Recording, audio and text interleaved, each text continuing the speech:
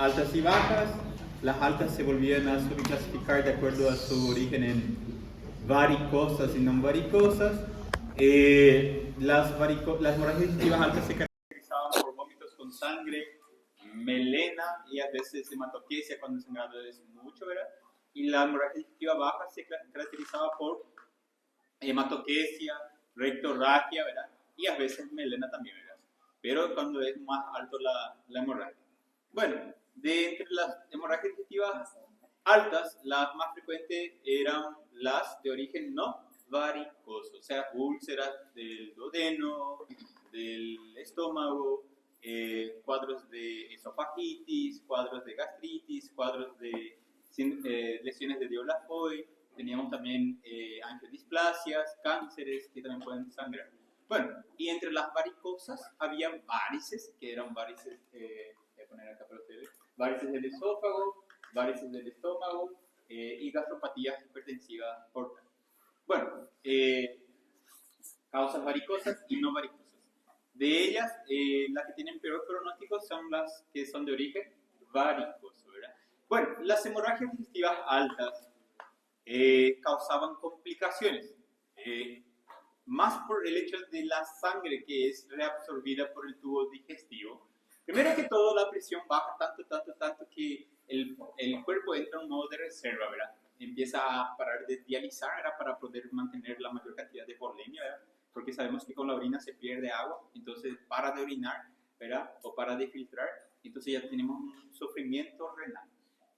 Más sumado al hecho de que en el tubo digestivo la sangre, la hemoglobina, el hierro y es reabsorbido, ¿verdad? Así más también la intoxicación por el amoníaco acaba generando una insuficiencia renal. Eso puede también llevar al paciente con vómitos en grandes volúmenes, en grandes cantidades, puede generar que el paciente llegue a un estado de shock, deterioro del nivel de conciencia, a tal punto de que cuando se desmaya, esa persona no puede manejar su vía aérea, entonces puede broncoaspirar su vómito con sangre y tener allí una broncoaspiración, insuficiencia respiratoria, uno por el hecho de que como no hay sangre, no hay mucho oxígeno, entonces el cuerpo empieza a hiperventilar y tenemos entonces insuficiencia renal, insuficiencia respiratoria, broncoaspiraciones, y llega un momento que el corazón también para tratar de compensar con la aumenta su frecuencia con una taquicardia y para eso necesita más oxígeno y acaba entrando en un ciclo vicioso donde es insuficiente la cantidad de sangre que entra por las coronarias, entonces el miocardio del corazón empieza a tener isquemia y entra en un cuadro de infarto. Entonces tenemos 4 complicaciones específicas que ustedes saben, están en el slide, no se preocupen, pero es tema de examen. ¿Cuáles son las complicaciones de la hemorragia digestiva altas? Insuficiencia renal, insuficiencia respiratoria, broncoaspiraciones, infarto y intoxicación o encefalopatía por intoxicación por amoníaco. ¿Está bien? Por la cantidad de amoníaco que es absorbido a nivel del colon. Son las complicaciones que vamos a tener, ¿verdad? Eso es algo que ustedes tienen que anotar para su parcial de diseño también. Bueno, después habíamos visto algunas clasificaciones, creo que ya les dije sobre la clasificación de Forrest. Hablamos también sobre la clasificación de Johnson, que era más para localización anatómica, y una clasificación que era la escala de Chilpool, que utilizaba unos criterios que se abrevian como la BATEA, ¿verdad? Que es un conjunto de análisis de laboratorio con síntomas de encefalopatía más ascitis que se ve por ecografía, ¿verdad? Bueno, entonces, ¿qué es la clasificación de Johnson, Forrest y la clasificación de Chilpool? La clasificación de Johnson es para localización anatómica e indica qué tipo de procedimiento se puede hacer de acuerdo a las úlceras. La de Forrest se usa para clasificar el riesgo de resangrado que puede tener una persona durante su internación y el Chilpool es una clasificación que mide la esperanza de vida o cuál sería el porcentaje de vida de esa persona durante el transcurso de 1 a 2 años. Generalmente dice 1, pero en algunos artículos dicen 2 años. Bueno, después teníamos algunas causas, ¿verdad?, que también pueden generar allí hemorragias digestivas. Uno de ellos es el síndrome de Mallory-Weiss. ¿Qué es el síndrome de Mallory-Weiss? El síndrome de Mallory-Weiss se ve más en personas bulímicas o en personas que tienen hiperemesis gravídica, puede ser por una hiperemesis por alcohol o por pancreatitis, también pero es tan brusco el esfuerzo para vomitar que el esófago, a nivel de su unión con el cardias del estómago, se desgarra el esfínter, se desgarra literalmente y sangra. Esos desgarros empiezan a sangrar. El paciente viene con vómitos con sangre. Por suerte, la mayoría de las personas que tienen ese síndrome, ¿verdad? Que todos acá podemos llegar a tener, si es que llega a suceder ese tipo de situaciones de hiperemesis, ¿verdad? Pero generalmente es limitado para, como toda herida, en algún momento coagula, ¿verdad? Y para desangrar espontáneamente sin la necesidad de algún procedimiento de cirugía o de endoscopía, para espontáneamente, ¿ok? Síndrome de Mayer-Weiss, desgarro de la unión gastroesofágica, ¿ok? No se olviden de esas características. Bueno, después teníamos diferencia, acá está, los grados de la clasificación de Johnson, ¿verdad? Habíamos citado, ¿verdad? Que entre ellos la que se caracteriza por ser hipersecretantes, o sea, tienen más hipersecreción de ácido clorhídrico, ¿verdad? O hiperacidez, son las de grado 2 y grado 3 específicamente, ¿verdad? Y las de grado 1 son las que generalmente no tienen hipersecreción. Son personas que tienen una buena secreción y producción de ácido, pero tienen un déficit en su protector gástrico, sería en su mucus, ya sea por una infección. Por ejemplo, se ven más procesos infecciosos como el Helicobacter pylori, ¿ok? Bueno, después tenemos el tipo 5, el grado 5, donde la úlcera puede encontrarse en cualquier localización del estómago. Generalmente se debe a uno o múltiples úlceras que se encuentran a consecuencia del consumo exagerado de AINES, o sea, antiinflamatorios no esteroideos que hiperestimulan la acidez. En este caso es de origen farmacológico, ¿ok? Bueno, es importante porque cambia la conducta quirúrgica. Grado 1, por ejemplo, basta con sacar la parte de la úlcera con el estómago y volver a unir el estómago y terminó el procedimiento. Se hace una gastrectomía con unión gastroduodenal. Solamente ahí, terminó el procedimiento y ya está. Ahora, tenemos la tipo 2 y tipo 3. ¿Verá? ¿Qué es una tipo 1? Úlcera localizada en la curvatura menor. Tipo 2, en la curvatura menor y en el duodeno. Tipo 3, en el antro pilórico, pero el pilórico del estómago, ¿verdad? No estamos hablando del píloro, estamos hablando del antro pilórico, que es antes del píloro. ¿Qué hacemos acá? Hacemos una resección del segmento ulcerado, ¿verdad? Con gastrectomía y unimos, ¿verdad? Nuevamente el estómago con el duodeno. Pero no basta con ese simple procedimiento, hay que hacer una resección de los nervios. En este caso se llama, la resección del nervio vago se llama vagotomía. ¿Está bien? Vagotomía. Y sí o sí se debe de hacer en caso que el paciente ya tenga un diagnóstico de hipersecreción ácida. El cirujano ya debe de hacer ese procedimiento. Si el abdomen ya está abierto, hay que aprovechar y hacer ese procedimiento. Bueno, después teníamos la clasificación de Silpol, que utilizaba estos criterios, era bilirrubina, albúmina, tiempo de protrombina, que se ve en el coagulograma, encefalopatía, signos de encefalopatía a consecuencia del mal funcionamiento del hígado por una cirrosis, ¿verdad? Que puede ser infecciosa, alcohólica, puede ser fibrótica o puede ser por cualquier enfermedad autoinmune o un trauma, ¿verdad? En sí, cualquier patología que afecte al hígado y eso genera también en el abdomen la acumulación de líquido, ¿verdad? En forma de ascitis, ¿verdad? Que suele ser citrino al inicio, citrino. Bueno, y ahí teníamos una clasificación Chill-Pool A, Chill-Pool B, Chill-Pool C. En este caso, de acuerdo a la esperanza de vida, las que tienen un puntaje entre 5 y 6 son catalogados como Chill A y tienen una esperanza de vida del 100%. El que tiene un puntaje de 7 a 9 tiene ya más disminuido su esperanza de vida, ya baja a un 80%, y los que tienen Chill-Pool C, su pronóstico de vida es bien reservado, ¿verdad? 45%. Eso en un año, o sea que puede morirse en 6 meses o en 5 meses, incluso en algunos meses después del cuadro de la hemorragia. Entonces no es el objetivo acá no es solo salvar la vida de ese paciente en ese momento, sino tratar de recuperar, evitar y prolongar ese porcentaje, ¿verdad?, de vida de ese paciente. Y explicar a los familiares que, bueno, por el hecho de que se haya salvado de la hemorragia, a veces no significa que va a vivir mucho tiempo. Hay que explicarles que tiene ya su esperanza de vida muy reducida y que hay que tratar, y que mismo con tratamiento a veces puede fallecer en ese intervalo. Porque algunas personas no entienden y creen que el médico no está haciendo bien su trabajo, ¿verdad? Pero a veces ya no hay nada que hacer. Bueno, después teníamos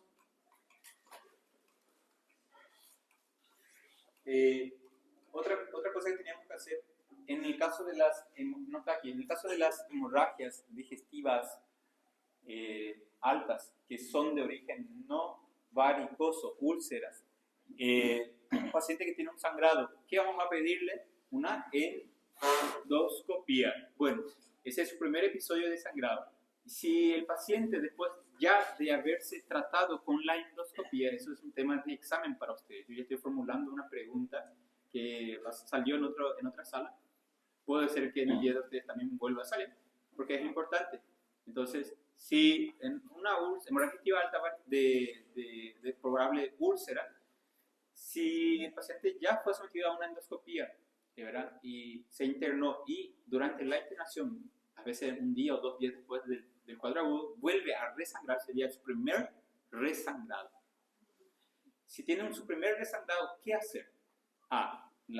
Nuevamente una endoscopía o, en este caso, B, ya la cirugía, porque ya sabemos la localización de la úlcera y volvió a resangrar, entonces hay que hacer la cirugía. ¿Cuál sería el procedimiento?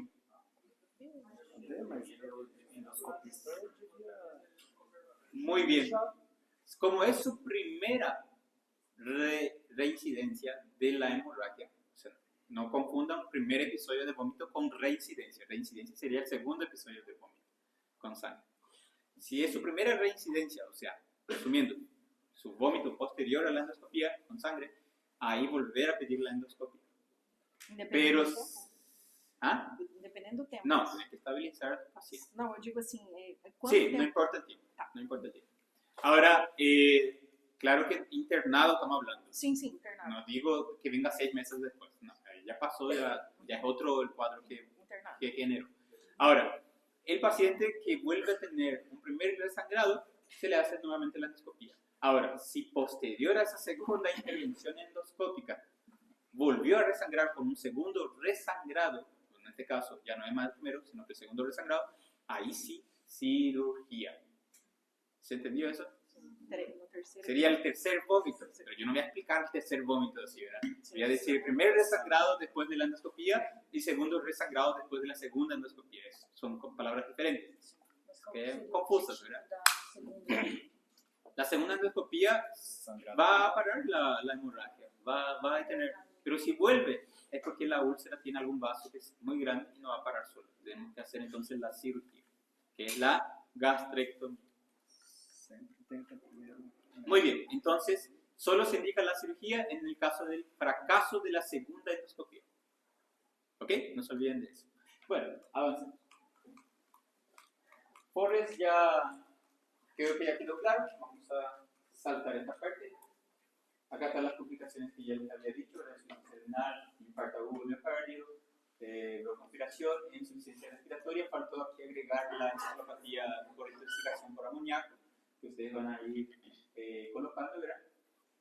Bueno, después había criterios para transfusión sanguínea, ¿verdad? En este caso había para transfundir hemoglobina, plaquetas y plasma. Para esto vamos a depender, primera hipótesis, cuando llega un paciente con hemorragia y está hemodinámicamente inestable y con vómito visible, ¿verdad? O sea, hematemesis ahí en la urgencia o clara evidencia de sangrado, entonces no hay tiempo de esperar un laboratorio, se puede transfundir sangre al paciente. Entonces, un criterio sería una hemorragia digestiva con hemodinamia inestable, que no mejora con la transfusión de suero. Si no mejoró con suero y sigue potenciando, transfusión sanguínea. También generalmente eso se considera a partir del segundo volumen de sangre, de suero. Si a partir del segundo volumen, sería el segundo litro de suero, no mejoró su presión y sigue inestable a pesar de ese segundo litro, entonces yo no voy a esperar un laboratorio para decidir una conducta de transfusión, porque hasta ese momento puede ser que mi paciente ya esté muerto. Entonces se puede transfundir. ¿Está bien? Con el objetivo de que hay que evitar una coagulopatía, una CID. Bueno, segundo, acá tenemos criterios de laboratorio. Un valor, acá dice menor de 7, pero es 7 para abajo. 7 de hemoglobina ya es un criterio para transfusión y después lo menor a eso también, ¿ok? Pero a partir de 7. 7 ya es un criterio de transfusión de glóbulos rojos concentrados en pacientes que tienen hemorragia digestiva independientemente de su hemodinamia. O sea, no necesito estar hemodinámicamente inestable. Aquí la hemodinamia ya no entra como criterio. ¿Se entiende eso? En el primero, yo no tengo laboratorio, pero está tan hemodinámicamente inestable que sí tengo que transfundir. En el segundo, yo ya tengo hemodinamia y está estable, pero la hemoglobina está menor que 7. Igual tengo que transfundir por más que sea estable. ¿Está bien? Porque con hemoglobina de 7 para abajo es insuficiente para mantener una buena perfusión de los tejidos. ¿Entienden eso? Hemoglobina de 7, pero hay gente que tiene hemoglobina de 6, hay gente que tiene hemoglobina de 5, pero son sangrados crónicos de largo plazo, donde el cuerpo se adapta a esas demandas. Pero no es lo ideal. Si ocurre de forma aguda en alguien que tenía 11, 13 de hemoglobina y bajó para 7 de forma brusca, súbita, entonces genera mal funcionamiento y mala perfusión. Ustedes ya saben qué es perfusión, ¿verdad? ¿Qué es perfusión? ¿No saben qué es perfusión? Una buena perfusión es cuando hay una buena oxigenación y aporte de nutrientes a una célula, a un tejido. Cuando no hay una buena perfusión, cuando la presión es insuficiente o cuando hay una falta de ingresos de oxígeno o de eliminación de CO2 por una mala mecánica respiratoria o, por en este caso, por algún tipo de hipovolemia, por un shock hemorrágico, por deshidratación severa o cualquier otra pérdida que sea consecuencia de la hipovolemia. Bueno, ¿cuándo vamos a transfundir en ancianos mayores de 65 años? Cuando su hemoglobina está menor que 10, o sea, hemoglobina de 8, 9, ya en esa edad es criterio de transfusión. En los ancianos es más delicado, ellos suelen tener más recidiva que los jóvenes, entonces hay que mantener una hemoglobina más elevada. Plaquetas. Las plaquetas se van a mandar 6 unidades y ahí vamos a tener criterios. Si las plaquetas están por debajo de 50.000, pero arriba de estos dos valores aquí, no van a transfundir plaquetas. Ahora, si va a tener indicación para cirugía o para un procedimiento endoscópico, por ejemplo, ahí sí hay que hay que transfundir plaquetas. Si existe un sangrado severo o hay un plan de cirugía o de algún tipo de procedimiento como la endoscopía, que es invasivo también, ahí sí tenemos que administrar plaquetas. Pero si el paciente no va a ser sometido a cirugía y ya no tiene más un sangrado, el hecho de que tengamos una plaqueta de menos de 50.000 no es un criterio de transfusión. ¿Entienden eso? Yo voy a agarrar un poquito más pesado con ustedes porque en otra sección yo ya quité hemorragia. Yo sé que ustedes se comunican y van a preguntarse. Entonces en ellos yo agarré un poco más liviano. No quiere decir que con ustedes yo voy a agarrar un poco más liviano. Yo sé que ustedes conversan. Bueno. Sí, ya tuvieron. Não, pior que esse não sabia. No, pero no va a salir. Pueden hablar, pregunten, anoten, aprendan. Yo no tengo problema. Solo que aprendan. ¿Entienden? Bueno, sigamos. Entonces, detalle. Aquí hay cáscaras de banana. Ai, meu Deus. Tinha que ter Caixa de ovos, o sea, como ustedes quieran decir, pero si ustedes no prestan atención en los detalles, van a errar. Plaquetas por debajo de 50.000, no se transfunde sangre si ya no hay sangrado severo y si no va a ser sometido a algún procedimiento endoscópico. ¿Ok? Ahora, el paciente tiene indicación de endoscopía nuevamente o es un paciente que está con una hemorragia activa, tiene un sangrado importante, ahí se transfunde 6 unidades de plaquetas. Ahora, vamos a suponer que está menor de 50.000, por más que no va a ser sometido a ningún procedimiento quirúrgico, pero está por debajo de 20.000 y además tiene fiebre, ahí también hay que transfundir. Si no tiene fiebre, no. Ahora, bajó por debajo de 10.000, allá no importa si no se va a hacer nada de eso, si no tiene fiebre, ahí ya de modo profiláctico hay que administrar 6 unidades de plaquetas, que eso hay en su banco de sangre de ustedes, plaquetas, y vienen en frascos así de 200 ml, ¿ok? No se olviden, de 100 o de 200 suele haber. Bueno, plasma se va a transfundir de acuerdo al tiempo de protrombina y tiempo de tromboplastina. Tiempo de trombotrombina mayor que 18 segundos, tromboplastina, en este caso, mayor que 60 segundos. criterio para transfusión de plasma. En este caso se va a transfundir 6 unidades de plasma, 3 unidades por cada litro de sangre que se le transfunde al paciente. Si va 2 litros, 6, se va más otro litro, más 3, hay 9, y va subiendo. Bueno, en el caso de hemorragias digestivas de origen varicoso, ¿se debe de administrar un protector gástrico? Sí, pero no de esta forma. Esta fórmula de 80 miligramos en bolo más goteo continuo se hace solo en caso de que sea úlceras. Pero si no hay úlceras, ¿debo de hacer omeprazol? Sí, debo de hacer, pero no en esas cantidades. Puedo hacer como cualquier otra persona, 40 miligramos cada 24 horas. ¿Por qué vamos a hacer omeprazol? Porque ese paciente puede llegar a tener allí varices en el estómago y la acidez puede lastimar esas varices y hacer que resangre. O el paciente va a tener una hipersecreción ácida porque ustedes van a mandar muchos medicamentos y entonces tienen que evitar el estrés gástrico por los medicamentos, ¿ok? En este caso con un omeprazol.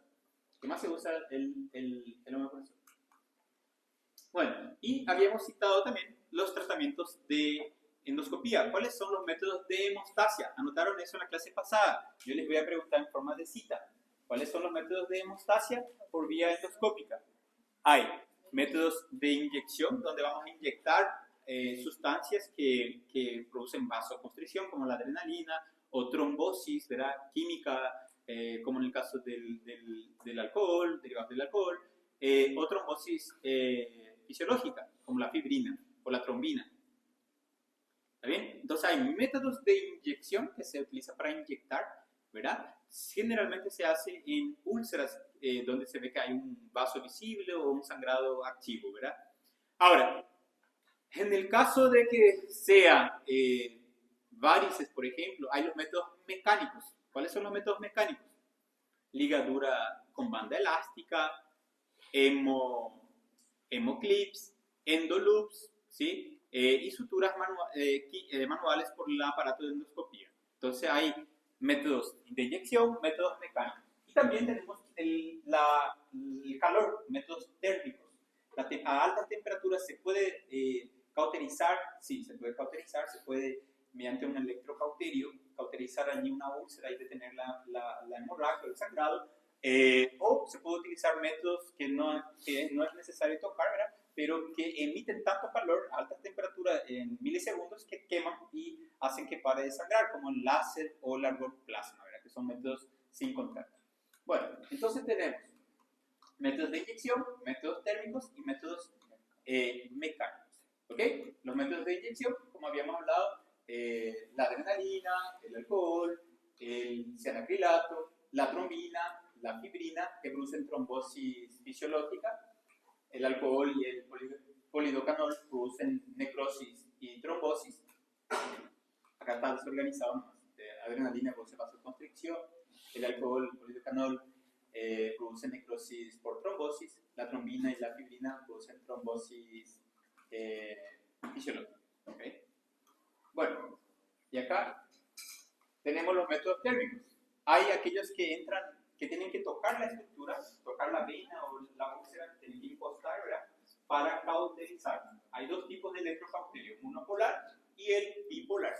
Después tenemos aquellos que no es necesario tocar, simplemente apuntar el aparato, ¿verdad? Más próximo, claro, ¿verdad? Pero no necesita impostar, solamente apuntar. Y el endoscopista dispara ahí calor a alta temperatura, ¿sí? Eso se llama láser, o puede ser de otro compuesto, el argoplasma, que solo emiten un calor a alta temperatura, emiten donde está la úlcera o la vena que está sangrando y lo cauterizan y hacen que pare de sangrar, ¿verdad? Vaporizan, detienen, hacen que se detenga la hemorragia. No necesitan tener contacto directo con la zona afectada, o sea, la úlcera. En este caso, por ejemplo, hay una angiodisplasia. La angiodisplasia, como parece que angio es vaso, ¿verdad? Entonces da a entender que es varicoso, pero no es varicoso. No hay venas tortuosas ni nada. Son capilares abundantes que sangran, ¿saben? Debajo de la mucosa y que pueden ser la causa de la hemorragia, pero son limitadas. en este caso se hizo un tratamiento con láser, solamente apuntó con el láser en dirección a la antidisplasia y miren cómo quedó cauterizado, ya se solucionó el problema. Bueno, los métodos de hemostasia endoscópica mecánica tenemos los que se usan el hemoclip, que es este aparatito acá, que mide menos de 1 milímetro, o sea, menos de 1 centímetro, puede tener 5 milímetros, 8 milímetros, depende del tamaño. Son costosos, de esto cada uno de ellos va a valer unos 400, 500 mil, solamente para pinzar cada uno. Si usó 4, ahí ya va subiendo el precio, ¿verdad? Bueno, y se usa más para varices o vasos, en este caso, o sea, venas o arterias que están sangrando, ¿verdad? Es el hemoclip. Tienen prótesis plástica, ¿verdad? Y tienen también láminas de metal, pero que después que la úlcera o el vaso sufre isquemia, por el proceso de digestión, son eliminados por el tubo digestivo sin riesgo de perforación, porque no tienen punta. No tienen puntas que van a perforar el intestino, pero se van a misturar con las feces y van a ser eliminados junto con las feces. Tal vez ni el paciente ni perciba porque puede estar dentro de las feces. ¿Ok? Y después tenemos la banda elástica, que es un tratamiento que usa unas ligas de borracha elástica, que ya viene ya con una medida abierta. Se coloca la varices dentro de un aparato de la endoscopía, se suelta esas ligas de borracha que ya automáticamente vuelven a su tamaño normal y se contraen. Son elásticos. Ellos tienen memoria, se contraen solitos sin necesidad que el cirujano haga allí algún tipo de nudo quirúrgico. Solamente solta como un elástico, ¿verdad? Y se llama banda elástica. Y después tenemos este, que es el famoso lazo quirúrgico, que sería como esto, ¿verdad? Encuentra así la varice, ¿verdad? Se tira el lazo y se aprieta, así, se aprieta. Y después se corta y se deja apretado. Es el cirujano quien ajusta ese lazo, se llama lazo endoscópico o también conocido como endolux. ¿Ok? Y por último, ¿verdad? En casos en que no da para hacer con banda elástica ni con hemoclips, en caso de que sea una úlcera y está allí y no para con los métodos de hemostasia, o en el segundo episodio del resangrado, el endoscopista ya se dio cuenta que no funcionó el método de inyección, entonces él ya da allí una sutura mecánica, ¿está bien? Suturas mecánicas, con el aparato de endoscopía. Eso va a estar bien así como estamos viendo aquí, un aparato de proyección, ¿verdad? Un televisor, y va a estar operando el paciente y mirando allí. Aquí el paciente está viendo lo que está haciendo. ¿Está bien? Un poco más complejo, ¿verdad? Pero se puede. Bueno, el que más se utiliza en el caso de arterias son las bandas elásticas y los hemoclips. Acá el que más se utiliza es el hemoclips. Más barato de. Bueno, acá está. En caso de que sea una hemorragia digestiva no varicosa o úlceras, el ejemplo serían úlceras gástricas o úlceras duodenales. En caso de resangrado, sería el segundo sangrado, se recomienda una segunda endoscopía. ¿Eso qué quiere decir? Una persona vino primero por hemorragia, ustedes hicieron un diagnóstico, pidieron una endoscopía, se fue ese paciente, hizo la endoscopía, volvió, ustedes pensaron que acabó, le internaron al paciente, bueno, al día siguiente el paciente, volvió a vomitarse, volvió a tener un segundo episodio. Ese es el resangrado. Ese es el resangrado, primer resangrado. Si hace eso, solicitar una segunda endoscopía, segundo tratamiento endoscópico. Ahora, la cirugía solo va a estar indicada en caso que falló el segundo tratamiento endoscópico. ¿Está bien? No se olviden ese detalle. Ese es un criterio. Bueno. A ver. ¿Cómo se clasifican las varices del esófago? Hay también otra clasificación que en vez de clasificar úlceras, clasifica las varices. Hay tres tipos de varices. Las varices que estamos viendo acá, varices que se encuentran en el esófago, solo esófago, que no llega al estómago y se limita a extremadamente ahí el tercio medio y el tercio inferior. Luego tenemos las varices que son esófago gástricas. ¿Qué quiere decir? Que son varices que van del esófago y esa misma varices continúa larga y entra y también va hacia el estómago. Esófago gástricas o gastroesofágicas también se les suele llamar. Y después tenemos aquellas que no tienen nada que ver con el esófago, son aquellas que se iniciaron allá dentro del estómago, son exclusivamente gástricas, se llaman varices gástricas aisladas, se le dice a este tipo de varices. Bueno, ¿Cómo se clasifica eso? Por endoscopía. Y hay cuatro grados, ¿verdad?, de las varices esofágicas. Primer grado, acá vemos estos cordones, aquí hay uno, acá hay otro, acá hay otro. En el grado 1, lo que ocurre es que, ¿ustedes se acuerdan de las ondas de Seck-Stack en Black-More? No les llegué a mostrar todavía, ¿verdad? Bueno, les voy a mostrar hoy.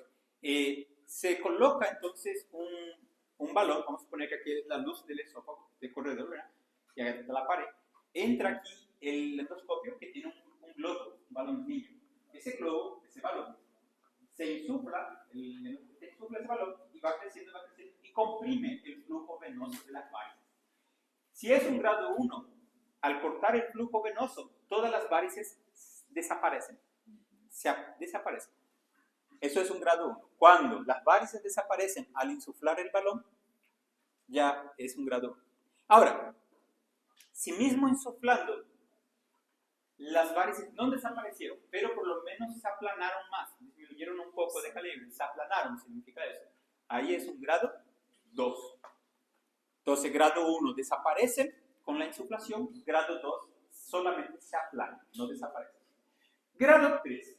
El grado 3, miren acá, los cordones, aquí ya están 1, 2, 3, 4, son cordones grandes que no se aplanan, pero que ocupan menos del 50% de la circunferencia de nuestra luz esofágica.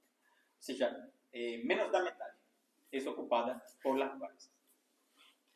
¿Está bien? Ahora, ese es el grado 3. No aparece acá el grado 4, pero un grado 4 es aquellas varices que ya son más que el 50%. En realidad, aquí aparece un grado 4, porque para mí que ya aparece más que el 50%. Pero la definición es así. Grado 1 son varices que desaparecen con la insuflación. Grado 2, varices que se aplanan parcialmente con la insuflación. Al decir cordones se refiere a las varices. ¿Sí? Cordones es lo mismo. Cordón varicoso se le dice. Grado 3 son varices o cordones que ocupan menos del 50% de la luz del esófago. Y grado 4, aquellas que ocupan más del 50% de la luz del esófago. Son clasificaciones para varices esofágicas, 4 grados. 4 grados. Luego tenemos las clasificaciones para las varices esófago-gástricas. Hay dos tipos, tipo 1 y tipo 2. En el caso de las tipo 1, las varices esófago-gástricas, pues que van del esófago al estómago, se extienden hacia la curvatura menor, o sea, sería hasta este lado. Aquí. Van del esófago y se extienden hasta la curvatura menor. Ese es un tipo 1 de varices esófago-gástricas. Tipo 2, en vez de ir a la curvatura menor, van al fundus o a la curvatura mayor, van hacia el otro lado. Ese es un tipo 2. ¿Está bien? Repito, tipo 1 va acá, curvatura menor, y tipo 2 va del esófago al fundus o a la curvatura mayor. ¿Quedó? Bueno, esas son esófago-gástricas. Estoy resumiendo, porque si no vamos a hablar todo les voy a complicar la vida. Después tenemos las gástricas aisladas, ¿verdad? En este caso, exclusivamente gástricas. Tipo 1 es aquella varices del estómago, no tiene más nada que ver con esófago, ya es solamente el estómago. Son aquellas varices del estómago localizadas en el fundus. Y la tipo 2 en cualquier otra parte de cara anterior, cara posterior, o antro, o cualquier otra parte del estómago. ¿Está bien? A eso se le considera gástricas aisladas tipo 2. Temas de examen. Esto y las del esófago. ¿Está bien?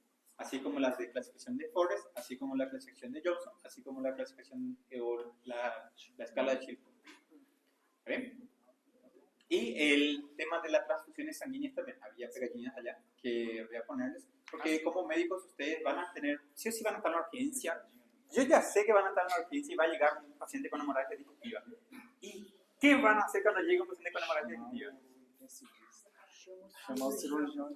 ¿Y si no está? ¿Y si no está? Yo, por ejemplo, me enfermé, no fui al hospital. Toditos se desesperaron en el hospital porque no hay cirujano.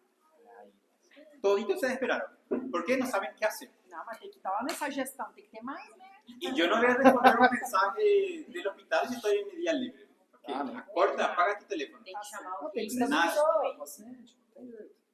Doble acesso. Ahí está. Más veces ocurre accidentes en el momento que vos tenés que ir a tu planta. Y ahí, ¿quién va a sustituir a última hora? No hay. Tem jeito. Entonces, eso va a ocurrir un día con ustedes. Ojalá que nunca, pero cuando ocurra, Não, que van a hacer? naquela parte da plaqueta menor que 50.000.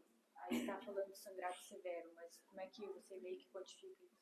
por la hemodinamia y por el segundo episodio de vómito. Sangrado severo es aquel vómito, por ejemplo, que mancha todo el suelo y en abundante cantidad al punto de descompensar al paciente, tanto a su nivel de conciencia o en su hemodinamia. ¿Ok? Eso va a ser tu criterio para sangrado severo. Bueno, avancemos. ¿Cuándo vamos a realizar tratamiento endoscópico en paciente con varices esófago-gástricas? Acá ya es diferente, el otro era no varicosos, en este caso con varices. ¿Cuándo hay? Son dos casos diferentes. El otro que vimos era no varicoso, en este caso ya es con varices. ¿Cuándo hay un sangrado activo por varices? Hay un sangrado arterial visible por endoscopía. Cuando tiene presencia de estigmas de sangrado reciente y solo existe evidencia de varices. Entonces, si no hay otra evidencia, debemos de asumir con toda la certeza que esas varices fueron la causa de la hemorragia. Porque a veces el endoscopista entra, solo encuentra un montón de sangre, pero ya no encuentra de dónde salió esa sangre. Y si ve varices y no encuentra úlceras, no encuentra nada, entonces tiene que escoger las varices más calibrosas que tengan o las que tienen más características de que hubo un sangrado y tratar de hacer el tratamiento endoscópico. Porque el endoscopista, ¿por qué dice acá? ¿Cuándo hacer un tratamiento? Porque el endoscopista cuando entra, muchas veces si no ve nada, no hace nada. ¿Qué va a hacer? ¿Va a suturar algo que no ve? ¿Va a hacer una inyección en algo que no ve? ¿O va a hacer algún tratamiento? No. Entonces, solamente en esas situaciones, ¿ok? Presencia de sangre fresca en el estómago en un paciente con varices sin otra lesión potencialmente sangrante. Ahí tenemos que hacer el tratamiento con endoscopia. Pero esto cuando es por varices, varicosas. ¿Puedo tener varices y úlceras en el mismo paciente? ¿Qué voy a hacer si encuentro varices en un paciente que sangró, pero encuentro que lo que sangró fue la úlcera? ¿Voy a hacer el tratamiento de las varices? No, solamente de la úlcera. ¿Está bien? Exactamente, cada uno. El problema es ahora la úlcera, entonces no tengo por qué tocar las varices. Si las varices no sangraron, si el paciente no sangró, no hay nada que hacer. Simplemente se trata después para ver si el problema de esas varices era un problema hepático, ¿verdad? Si una cirrosis, hacer un tratamiento. Y ahí hacer la secuencia de Chill-Pugh. ¿Ok? Bueno, entonces tenemos medidas terapéuticas, medidas médicas, infusión de fármacos, ya sea coagulantes como la vitamina K, el etancilato, transfusiones de sangre, transfusiones sanguíneas con plasma, plaquetas o incluso glóbulos rojos. También se puede transfundir, pasar al paciente protectores gástricos, ¿sí? Como el omeprazol. Tenemos el método de la sonda de Seck-Stacken-Blechen-Moore. ¿En qué consiste esta sonda? Es esta sonda que vemos aquí. No. Parece una sonda vesicada, ¿verdad? Tiene un balón esférico que es gástrico, que va a estar en el estómago, y un balón esofágico que es tubular. ¿Qué es esa sonda? Es una sonda práctica que si hubiera en todos los hospitales de forma gratuita, podría actuar como más punching. Por ejemplo, yo quiero hacer una endoscopía en un paciente y ese paciente no tiene o no va a soportar hasta amanecer, por ejemplo. Si el paciente tiene que hacer una endoscopía, pero está hemodinámicamente inestable o yo no tengo la endoscopía, no va a aguantar horas ese paciente, se va a morir en algún momento. Entonces, ¿qué hace la sonda de Seck-Stacken-Blechen-Moore? Al dilatarse, por ejemplo, miren en esta otra imagen, el balón esofágico, vamos a suponer que no inflamos el gástrico, pero sí inflamos el esofágico. Si al insuflar el balón esofágico, ese paciente para de tener vómitos con sangre, su presión se estabiliza. Significa que las varices son en el esófago y el balón comprime las varices del esófago y por eso paró de sangrar. Con eso yo ya puedo tener una orientación diagnóstica, o sea, ya puedo imaginar que el problema era varices del esófago.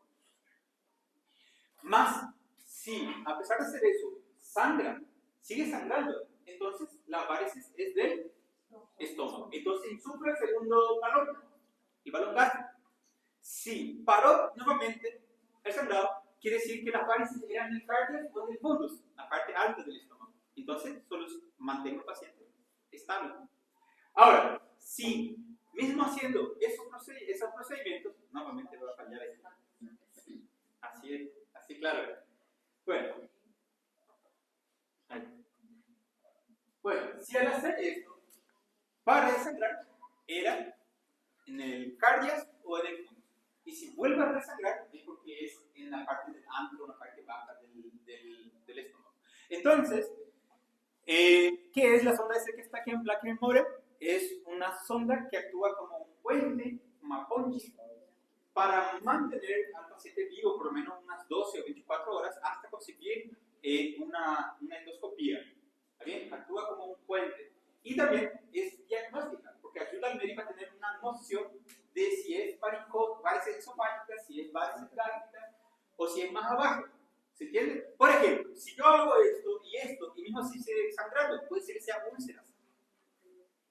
Mi paciente sigue sangrando. Miren, vamos a suponer que ahora es las 8 de la noche, no hay endoscopista, no hay endoscopía, están de feria, vamos a suponer que ocurre el Natal, el Año Nuevo, que finalmente ocurre en esa temporada. Quebrou a parede. Quebrou a parede. ¿Qué vamos a hacer? Ustedes están de plantón. Hicieron la sonda, sigue vomitando sangre, significa que posiblemente es una úlcera. Si yo ya sé que es una úlcera, entonces yo no preciso esperar una endoscopía, yo puedo hacer una laparotomía, ir directamente en el estómago, ver dónde está la úlcera y suturar la úlcera. Porque ahí yo ya sé, o me arriesgo, porque pienso que es una úlcera gástrica. Ahora, si es, y yo no estoy seguro que es una úlcera esofágica, la cirugía, la laparotomía no me va a ayudar de nada. Va a morir el paciente. ¿Se entiende la diferencia? Bueno, sonda de Sekenstaken Blackmore. Bueno, es muy efectivo, alto, pero tiene un alto índice de desangrado y actúa como una ponche para otros tratamientos. Y solo se puede usar por 24 horas, porque la presión del balón, si insufla de más, puede también, além de comprimir las varices, cortar el flujo sanguíneo del esófago y producir una isquemia de las paredes del esófago. Ahí usted tiene otro problema más grave, além de la hemorragia, que es la isquemia del esófago, que tienen que cortar después. ¿Verdad? Bueno, ¿entendieron eso? Ok. Entonces tenemos tratamiento médico, infusiones intravenosa de fármacos, la sonda de Sekenstaken-Blackmore y el túnel intraportosistémico, que es un sistema como, ¿cómo le puedo decir? Como una ponche de safena. Se coloca dentro del hígado, voy a mostrar acá. Ahí. Se coloca una prótesis que conecta directamente una de las ramas de la porta, de la vena porta, con una de las ramas de la vena suprahepáticas, ¿verdad? Con la vena cava, que lleva la sangre directamente a la aurícula derecha. Desvía el flujo venoso y arterial de ese nivel y entonces disminuye la presión de las venas o de las varices de nuestro esófago. Se llama TIPS. ¿TIPS? ¿Qué es TIPS? Túnel intraportosistémico, intrahepático portosistémico, dentro del hígado. Se tiene que abrir el hígado. Tiene que hacer un corte, buscar una de las venas, suturar esa prótesis por un lado, después buscar una de las venas suprahepáticas y conectar y hacer una anastomosis, una desviación. Pero tiene un pequeño detalle. Ese túnel un día se va a obstruir espontáneamente, solo. En 6 meses puede obstruirse y puede formar tapones, coágulos, puede ser sitios de infección, abscesos intrahepáticos, puede ser la causa de una sepsis. Pero ¿cuál es el objetivo? El objetivo es, solo se va a utilizar el TIPS, el túnel intraportosistémico, intrahepático portosistémico, solo se va a usar en casos de que el paciente tenga un fracaso en el tratamiento endoscópico, en caso de que el tratamiento farmacológico también no funciona, y no podemos dejar a una persona morir así. Entonces podemos intentar hacer esa conexión, pero tiene sus complicaciones, ¿ok? Pero el hecho de que se obstruya en 6 meses no significa que el paciente va a morir en 6 meses, significa que dio tiempo de esos 6 meses para la circulación venosa del esófago volver a su estado normal. Y ahí se desconecta y tiene un funcionamiento normal nuevamente. ¿Se entiende eso? Bueno, indicaciones de tips. Para controlar sangrado cuando falla el tratamiento endoscópico y también el tratamiento farmacológico, ¿verdad? Cuando tenemos varices que son ectópicas, que no coinciden con la anatomía, varices nuevas, pero bien calibrosas, o aquellas varices que son gástricas, como aquellas que se encuentran en el fundus, que son difíciles de ligar o esclerosar por la endoscopía. El endoscopio a veces no hace una curvatura hacia arriba, entonces tienen limitaciones y a veces no consiguen localizar o hemostasiar una varices. Bueno, ¿para qué funciona el TIPS? Suele controlar el sangrado y evitar un resangrado mucho mejor que la endoscopía porque direcciona totalmente la presión y el flujo sanguíneo a otro lado. Tiene mayor encefalopatía como complicación o efecto colateral y tiene un 50% de riesgo que se destruya en un plazo de 6 meses. Esas son las complicaciones que podría tener el TIPS. ¿Está bien? TIPS es un método quirúrgico. Pero estamos hablando de varices. Bueno, cuando se utiliza entonces, cuando hay un fracaso, tanto en el tratamiento farmacológico como en el endoscopio. Bueno, ¿se puede dar antibióticos? Vamos a dar antibióticos. Más del 50% de los pacientes que tienen hemorragias varicosas y también las no varicosas tienen 50% de riesgo de infectarse. Y ustedes saben que la infección en una varices inflamada por la infección va a sangrar más todavía. Entonces hay un riesgo de sangrado si se infecta, duplica el riesgo de sangrado. Entonces tenemos que evitar que se infecte, porque al inicio son estériles. Eso no significa que no se puede inflamar o infectar. Las varices al inicio son estériles, sabemos, pero siempre estamos deglutiendo, siempre está pasando bacterias, entonces esas varices que se inflaman por el sangrado pueden inflamarse e infectarse. Y ahí un tejido inflamado es friable. ¿Y qué quiere decir que es friable? Que se puede romper fácil, que puede sangrar. ¿Entienden ese detalle? Entonces hay que tratar con antibióticos de forma profiláctica. No dice acá, pero el que se suele utilizar más es la ceftriaxona o la ciprofloxacina. Ciprofloxacina de 400 miligramos. ¿Ok? Ciprofloxacina de 400 miligramos cada 12 horas. Bueno, sigamos.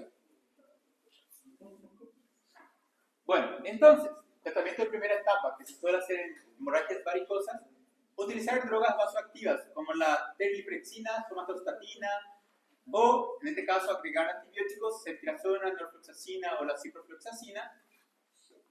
Y, en el caso, también utilizar el tratamiento endoscópico las primeras 6 a 8 horas. Detalles. Acá dice, en un plazo no mayor de 12 horas, ustedes ya tienen que estabilizar ese paciente. Quiere decir, del momento que llegó al hospital, ustedes tienen 12 horas para estabilizar su paciente. Ya sea con transfusiones por sueros, sangre, plaquetas, plasma o incluso drogas vasoconstrictoras como la noradrenalina para mantener una hemodinamia estable. ¿Está bien? Y parar el sangrado, utilizando drogas que pueden ayudar, como en el caso de la vitamina K, en el caso del etancilato o otra droga que ayuda en la coagulación. Suspender los AINES, suspender la aspirinita o cualquier otro fármaco que perjudique o altere la coagulación. ¿Ok? Bueno, siempre hay que tener pendiente de eso. Hablar con el paciente y mirar, muchas veces preguntando al paciente, ¿vos tomás algún remedio para tu corazón? ¿Tomás aspirinita o algo? Y yo, no te dicen. Después vos mirás en su mesa, está ahí una aspirinita y un ácido salicílico y está allá, ¿verdad? Sí. Os acompañantes. Bueno, hemorragia digestiva no va a entrar para esta parcial por el hecho de que cada uno de estos temas, miren, en este capítulo vamos a entrar creo que en el segundo semestre, porque voy a hablar de hemorroides, fístulas, fisuras, cáncer del colon rectal, Voy a hablar de Crohn, colitis, enfermedades inflamatorias intestinales. Vamos a hablar de megacolon tóxico, megacolon disgranulular del adulto, enfermedad de Hirschsprung. Vamos a hablar de varias patologías como el síndrome de Lynch, la poliposis adenomatosa familiar y todas esas enfermedades que yo estoy citando. Acá solamente está citando, ¿ve? Solamente está citando. Divertículos también entran en esta categoría y son enfermedades que tienen como complicaciones sangrados. Entonces son causas de hemorragias digestivas bajas. Y cada una de esas enfermedades vamos a ver por separado. Vamos a ver por separado. Por eso no le estoy cobrando en esta parcial. Hemorragia digestiva baja. Pero sí la alta. Toda la alta. ¿Está bien? Y con eso terminamos. Con eso ya terminamos hemorragias digestivas. A ver si no me olvido de algo. No.